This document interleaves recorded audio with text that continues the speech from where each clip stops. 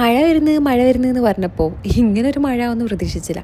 കാർമേഘങ്ങളൊക്കെ ഇരുണ്ട് കൂടിയിട്ട് കുറേ സമയമായിട്ട് ഇങ്ങനെ കാത്തിരിപ്പായി. അങ്ങനെ നോക്കിയിരിക്കുമ്പോൾ അത് ആ ഫ്ലൈറ്റ് ഈ മേഘങ്ങൾക്കിടയിലൂടെ പോകുന്ന നല്ല രസമുള്ളൊരു കാഴ്ചയായിരുന്നു കേട്ടോ.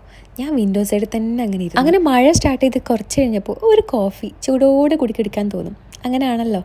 കൂടെ എന്തെങ്കിലും സ്നാക്സും കൂടി ഉണ്ടായിരുന്നു. പക്ഷെ സ്നാക്സ് ഒന്നുമില്ല, കോഫി മാത്രമേ ഉള്ളൂ. പക്ഷെ നല്ലൊരു ക്രീമി കോഫി അങ്ങോട്ട് സെറ്റ് ചെയ്തിട്ട് അങ്ങോട്ട് അവിടെ ഇരുന്നു.